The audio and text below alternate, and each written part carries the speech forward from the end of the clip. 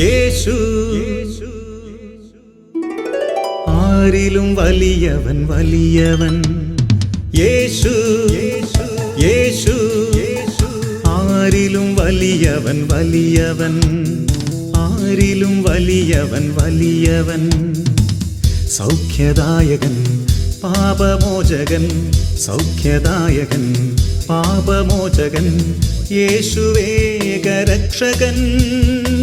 യേശുവേകരക്ഷകൻ. കരുണാമയൻ സ്നേഹഗായകൻ. കരുണാമയൻ സ്നേഹഗായകൻ.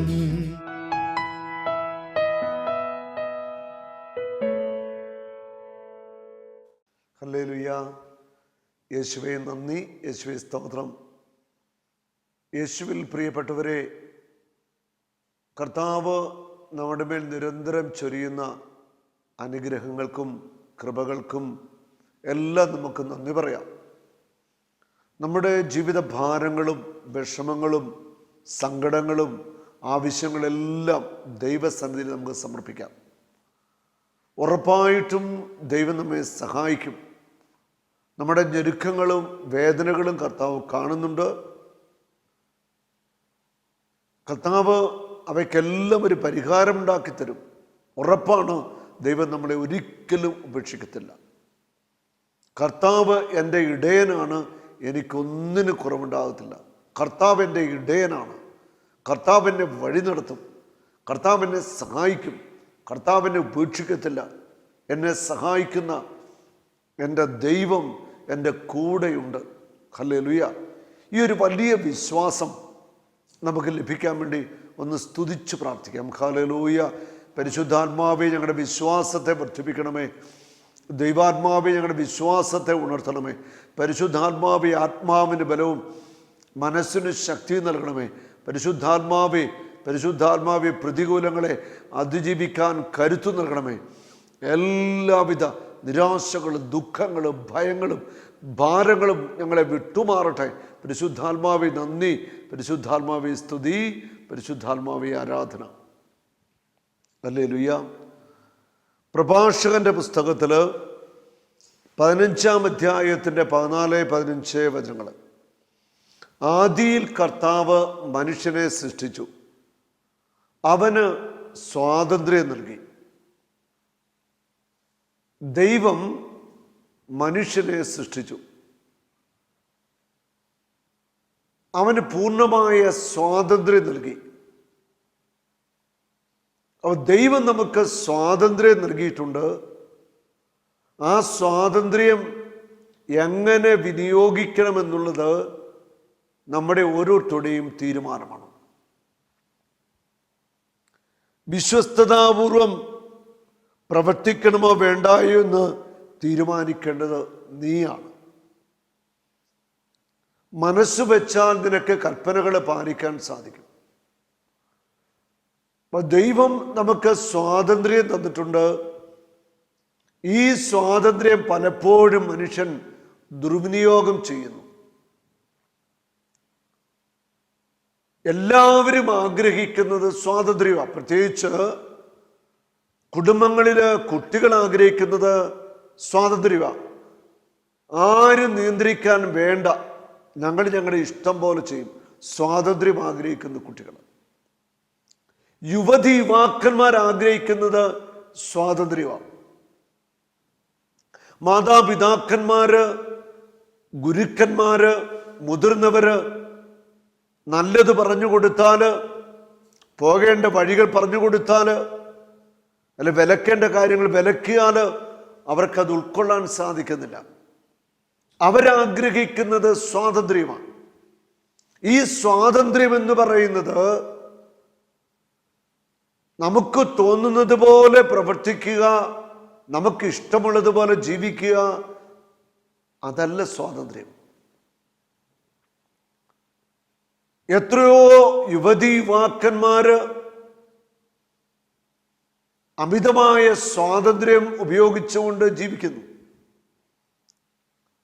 വീടിൻ്റെ പുറത്തേക്ക് ഇറങ്ങിക്കഴിഞ്ഞാൽ ജോലിസ്ഥലത്ത് അല്ലെ പഠന സ്ഥലത്ത് കോളേജിലൊക്കെ അവര് എന്ത് തോന്നിവാസ ജീവിതവും നയിക്കുവാനായിട്ട് മടിയില്ലാത്ത കുട്ടികളായിട്ട് മാറുകയാണ്. അവർ സ്വാതന്ത്ര്യത്തെ ദുർവിനിയോഗം ചെയ്യുന്നു. അതുപോലെ വിവാഹ ജീവിതത്തിലേക്ക് വന്നു ഭാര്യ ഭർത്താക്കന്മാർ. ഇപ്പോൾ ഭർത്താവിനെ വഞ്ചിച്ചു പോകുന്ന ഭാര്യമാര് അവർ സ്വാതന്ത്ര്യം ദുർവിനിയോഗം ചെയ്യുക. അവർക്ക് ഇഷ്ടമുള്ള പുരുഷനോടൊപ്പം നിയമം അവർക്ക് അനുകൂലമാണ്, ചോദിക്കാൻ ആരുമില്ല. ഇതേ പുതിയ നിയമം വരുന്നു, മയക്കുമരുന്ന് അത് ഉപയോഗിച്ചാൽ തെറ്റില്ല, അത് വിറ്റാൽ കുഴപ്പമില്ല. അപ്പോൾ അമിതമായ സ്വാതന്ത്ര്യത്തിലേക്ക് മനുഷ്യൻ കടന്നു പോകുക. നിയമത്തിൻ്റെ അപ്പുറമുള്ള പ്രവൃത്തികൾ ചെയ്യാനായിട്ടുള്ള ഒരു താല്പര്യം എല്ലാവർക്കുമുണ്ട്. ഇത് നമ്മളെ അപകടത്തിലേക്ക് എത്തിക്കുക. ദൈവത്തിൻ്റെ കൽപ്പനകളും നിയമങ്ങളും പാലിക്കണമോ വേണ്ടായോ, അതിന് തീരുമാനമെടുക്കാൻ നിനക്ക് അവകാശമുണ്ട്. കാരണം ദൈവം നിനക്ക് സ്വാതന്ത്ര്യം തന്നിരിക്കുന്നു. ഈ സ്വാതന്ത്ര്യം തിന്മ ചെയ്യാനുള്ള സ്വാതന്ത്ര്യമല്ല, കുത്തഴിഞ്ഞ പാപജീവിതം നയിക്കാനുള്ള സ്വാതന്ത്ര്യമല്ല, ദൈവവചനത്തിന് എതിരായിട്ട് പ്രവർത്തിക്കാനുള്ള സ്വാതന്ത്ര്യമല്ല ദൈവം നമുക്ക് നൽകിയിരിക്കുന്നത്. സ്വാതന്ത്ര്യത്തെ നമ്മൾ തെറ്റായിട്ട് വ്യാഖ്യാനിക്കരുത്. ദൈവത്തിൻ്റെ വചനങ്ങള് കൽപ്പനകൾക്കുള്ളില് നമ്മൾ നിന്നുകൊണ്ട് നമ്മൾ പ്രവർത്തിക്കണം. മാതാപിതാക്കന്മാരെ അനുസരിച്ചുകൊണ്ട് പ്രവർത്തിക്കുന്ന കുട്ടികളായിട്ട് മാറണം. ഗുരുക്കന്മാര് പറയുന്നത് മാനിക്കുന്ന കുട്ടികളായിട്ട് മാറണം. അതാണ് യഥാർത്ഥമായ സ്വാതന്ത്ര്യം എന്ന് പറയുന്നത്. അവിടെ അനുസരണം സ്വാതന്ത്ര്യത്തോട് ചേർന്ന് തന്നെയുള്ള ഭാഗമാണ്. അനുസരിക്കാതിരിക്കുമ്പോൾ അത് സ്വാതന്ത്ര്യത്തിൻ്റെ മറികടക്കലായിട്ട് മാറുകയാണ്. അവിടെ എനിക്ക് ഇഷ്ടമുള്ളത് ഞാൻ ചെയ്യും, നിയമം എനിക്ക് ബാധകമല്ല, ധാർമ്മികത എനിക്ക് ബാധകമല്ല, സമൂഹത്തിൻ്റെ കാഴ്ചപ്പാടുകൾ എനിക്ക് ബാധകമല്ല, എനിക്ക് ഇഷ്ടമുള്ളത് ഞാൻ ചെയ്യും. അങ്ങനെ ജീവിക്കുന്ന വ്യക്തികളുണ്ട്. സ്വാതന്ത്ര്യമല്ലത്, അത് ശരിക്കും അടിമത്തത്തിലേക്ക് പോകുക. അവർ സാത്താന്റെ അടിമത്തത്തിൽ ജീവിക്കുന്നവരായിട്ട് മാറുകയാണ്. പുരുഷനും വിവാഹം കഴിച്ച് ജീവിക്കുന്നു, സ്ത്രീയും തമ്മിൽ വിവാഹം കഴിച്ച് ജീവിക്കുന്നു. ഇത് സ്വാതന്ത്ര്യത്തെ അവർ ദുർവിനിയോഗം ചെയ്യുന്നു. അവർ സാത്താന്റെ അടിമത്തത്തിലാകുന്നു. ദൈവവചനത്തെ അവർ ധിക്കരിക്കുന്നു. ദൈവിക നിയമങ്ങളെ അവർ കാറ്റിൽ പറത്തുന്നു. ഇതിൻ്റെ ശക്തമായ തിരിച്ചടി അവരുടെ ജീവിതത്തിൽ ഉണ്ടാകും. അവർ സാത്താന്റെ അടിമത്തത്തിലാണ്. അവരിപ്പോൾ സ്വാതന്ത്ര്യത്തിലല്ല. അവർ വിചാരിക്കുന്നു അവരിഷ്ടമുള്ള രീതിയിൽ ജീവിക്കുന്നു, ഇഷ്ടമുള്ള സുഖം അനുഭവിക്കുന്നു. മദ്യപാനം, സ്വർഗഭോഗം, വ്യഭിചാരം, മ്ലേച്ഛതകൾ, കഞ്ചാവ് വലിക്കുന്നു. ഇതെല്ലാം ചെയ്യുന്ന വ്യക്തികൾ വിചാരിക്കുന്നു അവർ ചെയ്യുന്നത് ശരിയാണെന്ന്. യഥാർത്ഥത്തിൽ അവര് സാത്താന്റെ അടിമത്തത്തിലാവുകയാണ്. അവർ സാത്താന്റെ ബന്ധനത്തിലാവുന്നു. അവർ പാപത്തിന്റെ അടിമത്തത്തിൽ ആയിത്തീരുകയാണ്. അടിമത്തത്തിലായിരിക്കുന്ന, ബന്ധനത്തിലായിരിക്കുന്ന ഒരു വ്യക്തി, ആ വ്യക്തിയെ സ്വാതന്ത്ര്യത്തിലേക്ക് നയിക്കുവാൻ ക്രിസ്തുവിന് മാത്രമേ കഴിയത്തുള്ളൂ. അടിമത്തത്തിന്റെ നുകങ്ങളെ തകർക്കുവാൻ, ആ സ്വാതന്ത്ര്യത്തിന്റെ ചങ്ങലകളെ പൊട്ടിക്കുവാൻ ക്രിസ്തുവിനെ കൊണ്ട് മാത്രമേ കഴിയൂ. കാരണം ക്രിസ്തുവിന്റെ വചനമാണ് സത്യം. ജെറമ്യാ 30:8, നിന്റെ കഴുത്തിലെ നുകങ്ങൾ ഞാൻ തകർത്ത് കളയും. നിന്റെ കഴുത്തിലെ നുകമെന്ന് പറയുന്നത് നീ ചെയ്തു കൂട്ടുന്ന പാപങ്ങള്, അശുദ്ധി, മ്ലേച്ഛതകള്, ജഡിക പാപങ്ങള്, സ്വാതന്ത്ര്യം ദുർവിനിയോഗം ചെയ്തുകൊണ്ട് ചെയ്യുന്ന കാര്യങ്ങളെല്ലാം നിന്റെ കഴുത്തിലെ നുഖങ്ങളായിട്ട് മാറുകയാണ്. നീ ചെങ്ങലകളാൽ ബന്ധിതനാക്കപ്പെടുകയാണ്. പക്ഷെ നീ പറയുന്നു ഞാൻ സ്വാതന്ത്ര്യത്തിലാണ്. മദ്യപിക്കുന്ന, പുകവലിക്കുന്ന, കഞ്ചാവ് വലിക്കുന്ന, സ്വർഗഭോഗത്തിന് അടിമയായ, എന്ത് തോന്നിവാസത്തിനും കൂട്ടുനിൽക്കുന്ന നീ പറയുന്നു ഞാൻ സ്വാതന്ത്ര്യത്തിൻ്റെ ശുദ്ധവായു ശ്വസിക്കുന്ന വ്യക്തിയാണ്. തെറ്റിപ്പോയി. നീ അടിമത്വത്തിലാണ്. സാത്താന്റെ കടുത്ത ബന്ധനത്തിൽ നീ ആയിക്കഴിഞ്ഞിരിക്കുക. സത്യം ക്രിസ്തു നിന്നെ സ്വതന്ത്രനാക്കിയാൽ മാത്രമേ നിനക്ക് സ്വാതന്ത്ര്യം ഇനി ലഭിക്കത്തുള്ളൂ. കാരണം നിന്നെ അടിമത്തത്തിന്റെ നുഖത്തിന്റെ കീഴിലാക്കിയിരിക്കുന്നത് നാരകീയ ശക്തികളാണെന്ന് നിനക്കൊരിക്കലും തിരിച്ചറിയാനായിട്ടാവില്ല. അത്രമാത്രം നിന്റെ ബുദ്ധി അന്ധകാരമായിട്ട് മാറിക്കഴിഞ്ഞിരിക്കുകയാണ്. നിന്റെ മനസ്സ് ഇരുട്ടിലാണ്. സത്യം നിനക്ക് മനസ്സിലാക്കാൻ സാധിക്കുന്നില്ല. നീ ഇപ്പോൾ വെളിച്ചത്തിലല്ല, നീ ഇരുട്ടിലാണ്. അവർ അവനോട് പറഞ്ഞു, ഞങ്ങൾ അബ്രാഹത്തിന്റെ സന്തതികളാണ്, ഞങ്ങൾ ഒരിക്കലും ആരുടെയും അടിമകളായിരുന്നിട്ടില്ല. പിന്നെ എങ്ങനെയാണ് ഞങ്ങൾ സ്വതന്ത്രരാക്കപ്പെടും എന്ന് നീ പറയുന്നത്? അവർ പറയാണ്, ഞങ്ങൾ അബ്രാഹത്തിന്റെ മക്കളാ, ഞങ്ങൾ ആരുടെയും അടിമകളായിട്ടിരുന്നിട്ടില്ല. നമ്മൾ പറയുന്നു നമ്മൾ ദൈവത്തിന്റെ മക്കളാ, ഞങ്ങൾ ആരുടെ അടിമകളല്ല. യഥാർത്ഥത്തിൽ അനേകര അടിമകളാ. ദൈവത്തിന്റെ മക്കൾ അടിമകളാ, പാപത്തിന്റെ അടിമകൾ, ആസക്തിയുടെ അടിമകൾ, നിരാശയുടെയും ദുഃഖത്തിന്റെയും അടിമകൾ, മനസ്സു തളർന്ന് ഡിപ്രഷനായി തീർന്നവർ, ആത്മഹത്യയെക്കുറിച്ച് ചിന്തിക്കുന്നവർ. ഡിവൈൻ ധ്യാന കേന്ദ്രത്തില് വീണ്ടും ധ്യാനങ്ങളൊക്കെ ആരംഭിച്ചിട്ടുണ്ട്. കഴിഞ്ഞ ദിവസം ഡിവൈനില് ഒരു ശുശ്രൂഷയ്ക്കായിട്ട് ബഹുമാനപ്പെട്ട പനക്കലച്ചൻ വിളിച്ച് അതനുസരിച്ച് ഇവിടെ ശുശ്രൂഷയ്ക്കുന്നു. അനുഗ്രഹിക്കപ്പെട്ട ശുശ്രൂഷയായിരുന്നു. കർത്താവിന്റെ വചനമൊക്കെ പ്രസംഗിച്ചു. സൗഖ്യപ്രാർത്ഥന സമയത്ത് അനേകരെ കർത്താവ് തൊട്ട് സൗഖ്യമാക്കി. ദൈവത്തിൻ്റെ പരിശുദ്ധാത്മാവ് ഇപ്രകാരം ഒരു മെസ്സേജ് നൽകി. ആത്മഹത്യ ചെയ്യുവാനായിട്ട് തീരുമാനിച്ചൊരു വ്യക്തി ഈ സമൂഹത്തിലുണ്ട്. ആ വ്യക്തിക്ക് കർത്താവ് വിടുതൽ കൊടുക്കുന്നു. ശുശ്രൂഷ കഴിഞ്ഞ് അനേകർ പ്രാർത്ഥിക്കാൻ വന്നു. അക്കൂട്ടത്തില് ഒരു യുവാവ് യുവതിയും എൻ്റെ അടുക്കൽ വന്നിട്ട് ശബ്ദമൊക്കെ താഴ്ത്തി എന്നോട് പറയുകയാണ്, ആ ചെറുപ്പക്കാരൻ, ഞാൻ എയ്ഡ്സ് രോഗിയാണ്, HIV പോസിറ്റീവാണ്, മക്കളില്ല. ആ ചെറുപ്പക്കാരന്റെ ഭാര്യ പറയുന്നു, ഈ മനുഷ്യൻ ആത്മഹത്യ ചെയ്യുവാനായിട്ട് തീരുമാനിച്ചിരിക്കുകയാണ്.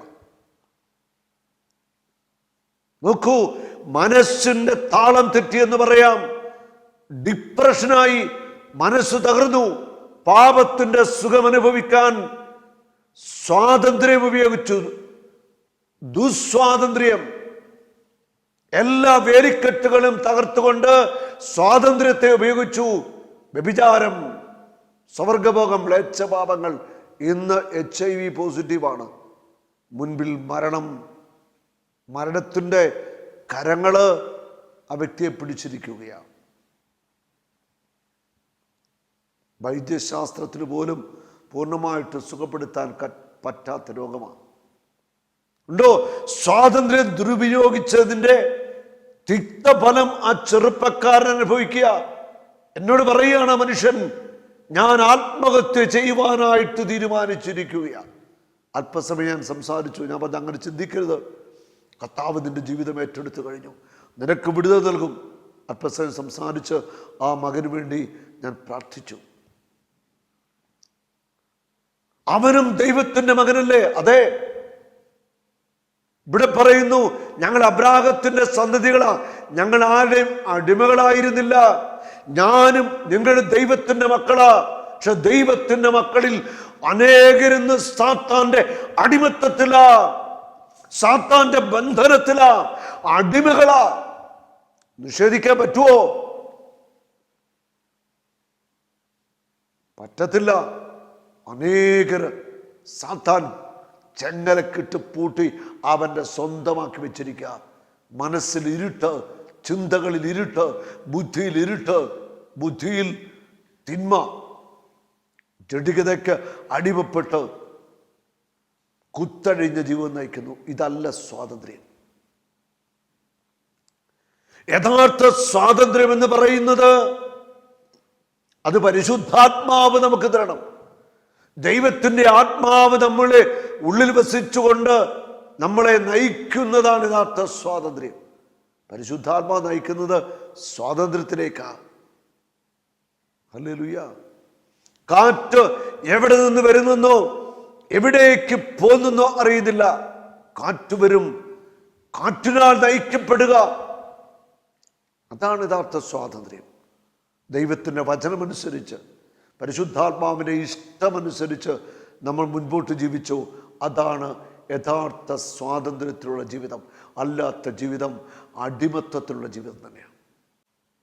ഞങ്ങൾ സ്വതന്ത്രരാക്കപ്പെടുമെന്ന് പറയുന്നത് യേശു പ്രതിവച്ചു, സത്യം സത്യമായി ഞാൻ നിങ്ങളോട് പറയുന്നു, പാപം ചെയ്യുന്നവൻ പാപത്തിന്റെ അടിമയാണ്. നീ പാപം ചെയ്യുന്ന വ്യക്തിയാണോ? നീ പാപത്തിന്റെ അടിമ. ഏത് പാപം ചെയ്യുന്നോ അതിന്റെ അടിമയാ. സ്വർഗഭോഗി സ്വർഗഭോഗത്തിന്റെ അടിമയാണ്. വ്യഭിചാരി വ്യഭിചാരത്തിന്റെ അടിമയാണ്. മദ്യപാനി മദ്യപാനത്തിന്റെ അടിമയാണ്. കള്ളം പറയുന്നവൻ നുണയുടെ അടിമയാണ്. മോഷ്ടിക്കുന്നവൻ അതിന്റെ അടിമയാണ്. ഏത് പാപം ചെയ്യുന്നോ ആ പാപത്തിലേക്ക് നിന്നെ നയിക്കുന്ന ഒരു പിശാചുണ്ട്. ആ തിന്മയുടെ അടിമത്വത്തിലാ നീ. ഇതിൽ നിന്ന് സ്വാതന്ത്ര്യം നൽകുവാൻ രക്ഷകനായ യേശു ക്രിസ്തുവിന് മാത്രമേ കഴിയത്തുള്ളൂ. മറ്റാർക്കും കഴിയില്ല. അതാ യേശു വ്യക്തമായിട്ട് ഉറപ്പിച്ചു പറഞ്ഞത്, ഞാനാണ് നിങ്ങൾക്ക് സ്വാതന്ത്ര്യം നൽകുന്നത്. കുരിശിലെ മരണത്തിലൂടെ മാനവരാശിക്ക് മുഴുവൻ സ്വാതന്ത്ര്യം അവൻ നേടിക്കഴിഞ്ഞിരിക്കുക. സാത്താന്റെ ചങ്ങലകളെ, കോട്ടകളെ അവൻ തകർത്തു കഴിഞ്ഞു. സത്യം സത്യമായി ഞാൻ നിങ്ങളോട് പറയുന്നു, പാപം ചെയ്യുന്നവർ പാപത്തിന്റെ അടിമയാണ്. അടിമയെക്കാലവും ഭവനത്തിൽ വസിക്കുന്നില്ല. അടിമയ്ക്ക് ദൈവത്തിന്റെ ഭവനത്തില് വസിക്കാൻ സാധിക്കത്തില്ല. സാത്താന്റെ അടിമ സാത്താന്റെ കൂടാരത്തിലാണ്. അവന് ദൈവഭവനത്തില് വസിക്കാൻ സാധിക്കത്തില്ല. ദൈവിക സന്തോഷം അനുഭവിക്കാനും കഴിയില്ല. പുത്രനാകട്ടെ എക്കാലവും വസിക്കുന്നു. അതുകൊണ്ട് പുത്രൻ നിങ്ങളെ സ്വതന്ത്രരാക്കിയാൽ നിങ്ങൾ യഥാർത്ഥത്തിൽ സ്വതന്ത്രരാകും. അവിടെ യഥാർത്ഥമായ സ്വാതന്ത്ര്യത്തിലേക്ക് നമ്മെ നയിക്കുന്നത് യേശുവാണ്. യേശുവിൻ്റെ ആത്മാവാണ് സകല ചങ്ങലകളും തകർക്കുന്നത്. യേശുവിൻ്റെ ആത്മാവാണ് ഇരുട്ടിലേക്ക് പ്രകാശമായിട്ട് കടന്നു വരുന്നത്. യേശുവിൻ്റെ ആത്മാവ് നിന്നിലേക്ക് വരുമ്പോൾ നിന്റെ മേലുള്ള സകല പൈശാചിക ആധിപത്യങ്ങളും അവസാനിക്കുകയാണ്. പുറപ്പാട് പുസ്തകം 6-ാം അധ്യായത്തിൻ്റെ 6, 7, 8 വചനങ്ങൾ. ഇസ്രായേൽ മക്കളോട് പറയുക, ഞാൻ കർത്താവാണ്. ഈജിപ്തുകാർ ചുമത്തിയ ഭാരം നീക്കി നിങ്ങളെ ഞാൻ മോചിപ്പിക്കും. ഈജിപ്തുകാര് നിങ്ങളുടെ മേൽ ചുമത്തിയ ഭാരം നീക്കി നിങ്ങളെ ഞാൻ മോചിപ്പിക്കും. കർത്താവ് അരുളി ചെയ്യുന്നു. ഇസ്രായേൽ മക്കളുടെ മേൽ ഈജിപ്തുകാർ വെച്ച എല്ലാ ഭാരങ്ങളും നുഖങ്ങളും കർത്താവ് തകർക്കുകയാ മോശയെ അയച്ചുകൊണ്ട്.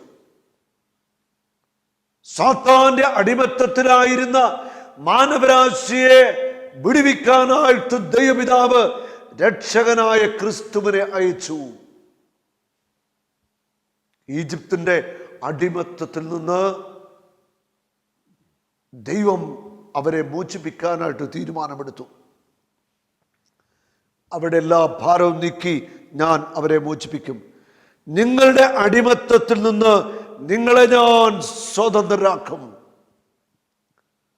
430 വർഷക്കാലം ഈജിപ്തിന്റെ അടിമത്തത്തിൽ നരകയാതന അനുഭവിച്ച ഇസ്രായേൽ മക്കളെ ദൈവം സ്വാതന്ത്ര്യത്തിലേക്ക് കൊണ്ടുവരിക. എല്ലാ നുഖങ്ങളും തകർത്ത് അവരെ വിടുവിക്കുക. ജെറമ്യാ 40:4 നിന്റെ കൈകളിൽ നിന്ന് ചെങ്ങലകൾ ഞാൻ അഴിച്ചു മാറ്റും. അടിമത്തത്തിന്റെ ചങ്ങല,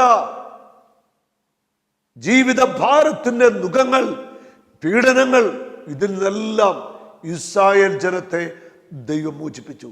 യേശു ക്രിസ്തുവിലൂടെ എല്ലാ നുഖങ്ങളും തകർത്തുകൊണ്ട് കർത്താവ് നമ്മളെ വിടുവിക്കുക. കൈ ഉയർത്തി അവരെ കഠിനമായി ശിക്ഷിച്ച് നിങ്ങളെ ഞാൻ വീണ്ടെടുക്കും. ഞാൻ നിങ്ങളെ എൻ്റെ ജനമായി സ്വീകരിക്കും. ഞങ്ങളുടെ ദൈവമായ കർത്താവായിരിക്കുകയും ചെയ്യും. ഈജിപ്തുകാരുടെ ദാസ്യത്തിൽ നിന്ന് നിങ്ങളെ മോചിപ്പിച്ച ഞാനാണ് നിങ്ങളുടെ ദൈവമായ കർത്താവ്.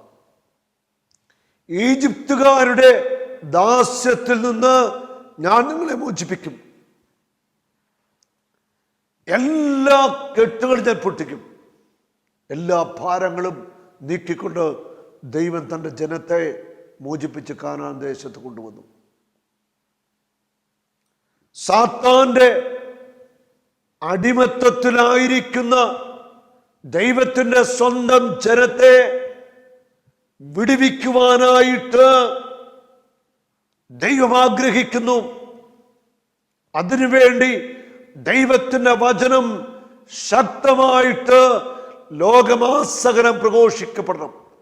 ദൈവത്തിൻ്റെ വചനം കടന്നു ചെല്ലുമ്പോൾ എല്ലാ ചങ്ങലകളും തകർക്കപ്പെടുന്നത്,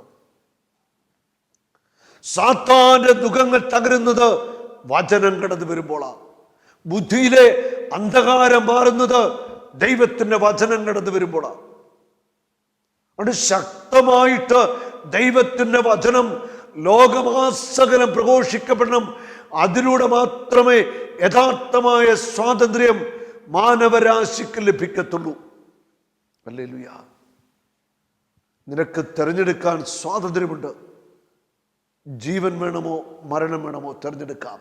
നല്ലത് വേണമോ തിന്മ വേണമോ നിനക്ക് തിരഞ്ഞെടുക്കാം. തെരഞ്ഞെടുപ്പിന്റെ സ്വാതന്ത്ര്യം നീ ദുർവിനിയോഗം ചെയ്യരുത്. ഹല്ലേലൂയ. കർത്താവ് നമ്മളെ ഓർമ്മിപ്പിക്കുക, ഓരോ വിശ്വാസിയുടെയും ഏറ്റവും വലിയ ഉത്തരവാദിത്വമാണ് ദൈവത്തിൻ്റെ വചനം അനേകരിലേക്ക് എത്തിക്കുക. കർത്താവിൻ്റെ ഈ ജീവന്റെ സുവിശേഷം ലോകം മുഴുവൻ എത്തിക്കുക. ഈ സുവിശേഷം എത്തിക്കാതെ സാത്താന്റെ അടിമത്തത്തിൽ നിന്ന് മാനവരാശിക്ക് മോചനത്തിന് വേറെ ഒരു എളുപ്പ വഴിയില്ല. അതാണ് യേശു തന്റെ ശിഷ്യന്മാരോട് പറഞ്ഞത്, ലോകമെങ്ങും പോയി സകല സൃഷ്ടികളോടും സുവിശേഷം പ്രസംഗിക്കുക. ഈ ജീവന്റെ വചനങ്ങള് മാനവരാശിയോട് മുഴുവൻ പ്രസംഗിക്കണം. എല്ലാവരും ഈ വചനം കേൾക്കണം. അതിനുള്ള വഴികൾ നമ്മൾ കണ്ടെത്തണം. എല്ലാ മാധ്യമങ്ങളും സോഷ്യൽ മീഡിയയും ശക്തമായിട്ട് നമ്മൾ ഉപയോഗിക്കണം. ജീവന്റെ സുവിശേഷം മാനവരാശിയെ ബന്ധനത്തിൽ നിന്ന് വിടുവിക്കുന്ന ഈ സത്യത്തിന്റെ സുവിശേഷം ലോകം മുഴുവൻ അറിയണം. അറിഞ്ഞേ പറ്റൂ. അതിനുവേണ്ടി നമ്മൾ അധ്വാനിക്കണം, അതിനുവേണ്ടി പരിശ്രമിക്കണം. ദൈവത്തിൻ്റെ വചനമാണ് സ്വാതന്ത്ര്യം നൽകുന്നത്. ദൈവത്തിൻ്റെ വചനമാണ് സകല കെട്ടുകളും പൊട്ടിച്ച് വിടുതൽ നൽകുന്നത്. സ്വാതന്ത്ര്യം എന്ന് പറയുന്നത് അത് ക്രിസ്തു തരുന്ന ആ ഒരു വിടുതലാണ്. ക്രിസ്തു തരുന്ന ആ ഒരു മോചനമാണ് യഥാർത്ഥമായ സ്വാതന്ത്ര്യം. അതിലേക്ക് നമുക്ക് വരാം. ഗലാത്യ ലേഖനത്തിൽ 5-ാം അധ്യായത്തിൻ്റെ 1-ാമത്തെ വചനം പറയുന്നു, സ്വാതന്ത്ര്യത്തിലേക്ക് ക്രിസ്തു നമ്മെ മോചിപ്പിച്ചു. യഥാർത്ഥത്തിൽ യേശുവിൻ്റെ പീഡാസഹനം, കുരിശുമരണം, ഉയർപ്പിലൂടെ യഥാർത്ഥ സ്വാതന്ത്ര്യം നമുക്ക് ലഭിച്ചു കഴിഞ്ഞു. പക്ഷേ സ്വാതന്ത്ര്യത്തിലേക്ക് വന്ന് നമ്മൾ വീണ്ടും പാപം ചെയ്ത് പാപത്തിൻ്റെ അടിമത്തത്തിലാകുന്നു. അങ്ങനെ വീണ്ടും സാത്താൻ നമ്മുടെ മേൽ ആധിപത്യം ഏറ്റെടുക്കുകയാണ്. അതുകൊണ്ട് നിങ്ങൾ സ്ഥിരതയോടെ നിൽക്കുവിൻ.